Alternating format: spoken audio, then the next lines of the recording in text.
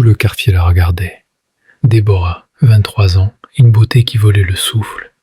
Quand elle marchait, même les femmes oubliaient de jalouser. Quand elle parlait, même les hommes mariés oubliaient leurs alliances. Mais personne ne savait. Derrière ce sourire éclatant se cachait un feu, un poison, une soif. Déborah, c'était cette fille qu'on élève dans la foi, qu'on protège du mal, qu'on prépare pour un avenir propre. Mais elle voulait autre chose. Moi, je suis né pour plus que ça. Elle n'avait que 18 ans quand elle a compris. Ceux qui ont l'argent ont tout, même les femmes des autres, et elle ne voulait plus attendre. Pas de mariage, pas de galère, pas de prière. Elle voulait les voitures, les hôtels de luxe, les cadeaux qu'on ne poste même pas sur WhatsApp. C'est là que Grace est arrivée. Grace, son amie d'enfance, discrète, mystérieuse, toujours bien habillée mais sans travail clair. Un jour, Grace lui dit calmement « Tu veux la vie facile, Déborah ? Je connais quelqu'un, mais ce que tu vas découvrir ne se désapprend pas. Ce quelqu'un, c'était Monsieur D, un homme riche, influent, marié à une femme respectée, mais qui cachait un secret, un monde où l'amour ne suffit pas, où les femmes deviennent des poupées, où le cœur n'a plus sa place. Ce jour-là, Déborah a croisé le regard du diable vêtu en costume, et elle a souri. Il portait un parfum qu'on n'oublie pas. Il roulait dans une voiture qu'on n'ose même pas regarder. Et quand il a vu Déborah, il n'a même pas souri. Il l'a juste scanné des yeux et il a dit « C'est elle ?» Monsieur D, un homme puissant, marié, père de famille, patron dans plusieurs entreprises. Mais dans le secret, un chasseur de jeunesse, un destructeur d'âmes. Grace a souri. Déborah, elle, n'a pas reculé.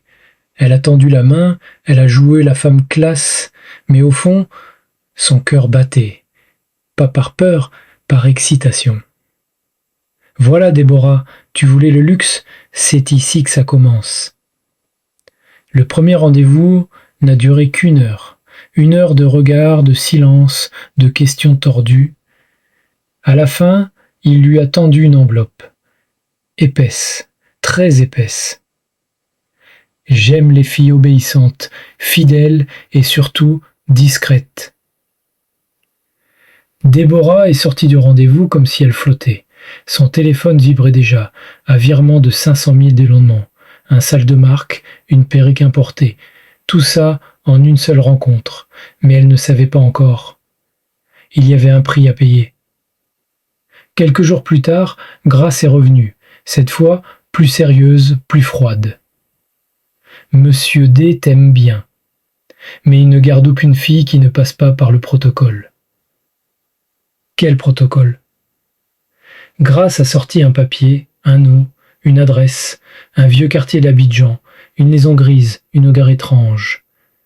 Et là-bas, un homme aveugle qui récitait des prières qu'aucune Bible ne connaît. Tu veux qu'il soit fou de toi, qu'il ne dorme plus sans t'appeler, qu'il quitte même sa femme si tu demandes ? Alors tu dois offrir ton corps, ton sang, ton silence. Et Déborah, elle a accepté. Il était 23h07. Abidjan s'endormait. Mais quelque part, dans une maison reculée de Bingerville, une bougie noire brûlait sans trembler. Déborah était là, assise sur un tissu rouge, le regard perdu, presque nu. Devant elle, un homme qu'on appelait le vieux, aveugle, mais qui voyait l'âme des gens comme personne. Il parlait doucement, mais ses mots entraient comme des lames. Ici, il n'y a pas de retour. Ici, si tu ouvres la porte, tu ne pourras plus la refermer. Autour d'elle, 3 autres filles, jeunes, jolies, silencieuses. Aucune ne parlait, aucune ne pleurait. Elle savait. Le rituel a commencé. Un bol d'eau noire, une mèche de cheveux, un tissu intime taché de sang. Puis, enlève le collier que ta mère t'a donné. Il bloque l'énergie. Elle l'a fait. sans réfléchir, sans trembler. Elle avait choisi son Dieu. Le vieux a récité des mots venus d'un autre monde, des choses qui faisaient trembler les murs. Puis il a dit : « Ce que tu désires viendra, il sera fou de toi. Il ne verra plus sa femme, mais toi, tu devras respecter les règles. Des règles inhumaines. Ne pas toucher un homme pauvre pendant 6 mois, ne pas entrer dans une église, ne pas manger certains aliments. Et surtout, ne jamais refuser Monsieur D, même s'il demande l'inacceptable. » Déborah a acquiescé. Elle voulait trop vite, trop fort. Elle est sortie de là avec un bracelet rouge au poignet, invisible aux yeux du monde, mais visible aux esprits. Et dès le lendemain, Monsieur D l'a appelée, à genoux, amoureux, envoûté, obéissant, exactement comme promis. Mais ce que Déborah ne savait pas, c'est que le même sort, liant le cœur d'un homme, avait commencé à ronger son âme. Les premiers jours, c'était le paradis. Monsieur D ne respirait plus sans elle. Il l'appelait 12 fois par jour. Il lui offrait des bijoux que sa propre femme n'avait jamais vus. Un appartement meublé, des perruques sur commande, des week-ends à Grand Bassam. Déborah riait, postait des photos floues sur ses statuts, parlait en code. « Dieu est bon », écrivait-elle. Mais Dieu n'était plus dans cette histoire. Puis, les signes ont commencé. Une nuit, elle s'est réveillée en hurlant. Elle avait vu un bébé la poursuivre avec un couteau. Mais elle n'a jamais eu d'enfant. Un matin, son miroir s'est fissuré, alors qu'elle venait de s'y regarder. Et dans la fissure, elle jurerait avoir vu un visage, pas le sien. Un soir, elle a vomi, un bracelet noir, le genre de choses qu'aucune science ne peut expliquer, mais qu'un féticheur comprend très bien. Et ce n'était que le début. Autour d'elle, les femmes de Monsieur D tombaient une à une. L'ex-maîtresse, AVC. Sa femme légitime, hospitalisée, sans diagnostic. Une autre fille, disparue, corps retrouvé près de la lagune.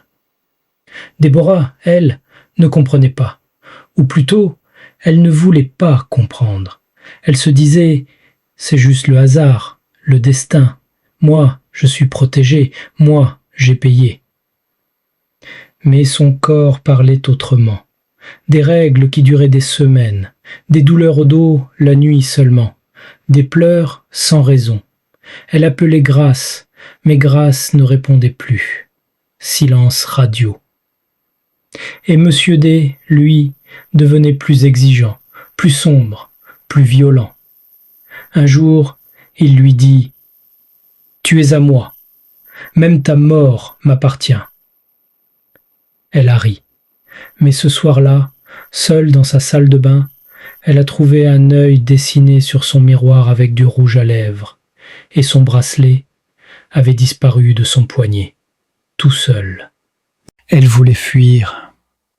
Après les cauchemars, les saignements, les hallucinations, après les voix la nuit, les ombres sous le lit, les larmes sans cause, Déborah comprit. Ce n'était pas l'amour, c'était une dette.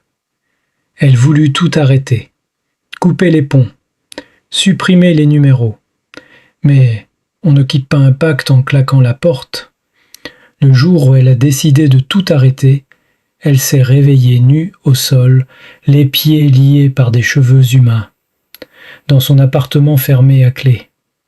Elle a crié, hurlé, supplié. Elle a appelé Grâce. Toujours aucune réponse. Alors elle est allée voir une servante de Dieu. Une femme simple, cachée dans un petit quartier. La vieille l'a regardée et a pleuré. « Ma fille, tu es allée trop loin. Tu as signé. Ce n'est pas toi seule qui souffre maintenant. C'est ta descendance, ta mère, tes petits frères, tout ton sang. Déborah s'est effondrée. Mais c'est ce jour-là que le châtiment a commencé. Son visage a changé. Des plaques étranges, des boutons qui refusaient de partir. Les gens ont commencé à la fuir. Même Monsieur D a disparu. Son argent ne restait plus. Les virements ne passaient plus. Les bijoux se cassaient. Sa voiture volait en pleine rue. Son corps a lâché. Son ventre gonflait la nuit, puis dégonflait au matin. Les médecins ne comprenaient rien. On parlait de déséquilibre hormonal. Mais elle savait. Et puis le pire est arrivé. Un matin, sa propre mère, une femme pieuse, l'a retrouvée en train de parler seule au milieu du salon, s'arrachant les cheveux et riant comme une possédée. Déborah avait tout perdu. Beauté, santé, respect, et le pire, son âme. Déborah n'est jamais morte. Mais elle n'est plus vivante non plus. Aujourd'hui, elle erre dans les rues de Kumasi. Ses habits sont sales, son regard est vide. Elle parle toute seule. Elle chante parfois des prières, des chansons qu'elle n'a jamais apprises. On dit qu'elle est folle. Mais ceux qui savent, savent. Elle avait tout, elle voulait plus. Elle a eu ce qu'aucune fille ne devrait jamais toucher. Et le prix était trop lourd. Tu vois, frère, Déborah existe. Pas qu'en Côte d'Ivoire, pas qu'à Abidjan. Elle existe à Kinshasa, à Dakar, à Douala, à Paris, à Bruxelles, à Brazzaville. Elle porte d'autres noms, d'autres visages, d'autres parfums, mais l'histoire est la même. Des filles vendent leur dignité pour des montres dorées, touchent aux esprits pour garder un homme, sacrifient leur paix intérieure pour quelques billets. Et toi qui regardes cette vidéo, peut-être que tu connais une Déborah, peut-être que tu en es une en silence. Mais retiens une seule chose. Ce que le diable te donne vite, il le reprend lentement, douloureusement et jusqu'à ce que tu cries. Conseil pour toi qui regarde. Fais attention aux raccourcis. Fais attention aux amis qui t'ouvrent des portes vers le mal. Fuis ce qui brille trop vite et protège ton âme. Elle vaut plus que tout l'or du monde. Toi qui regardes cette vidéo, si cette histoire t'a touché, ne pars pas sans agir. Abonne-toi maintenant à la chaîne PSV Story. Like la vidéo pour soutenir le message. Commente ton avis, ton ressenti ou partage ton témoignage. Et surtout, active la cloche pour ne jamais rater une vérité qui peut changer une vie. Ici, on raconte les histoires qui secouent, les histoires qui guérissent, les histoires que personne n'ose dire. PSV Story, là où les émotions parlent.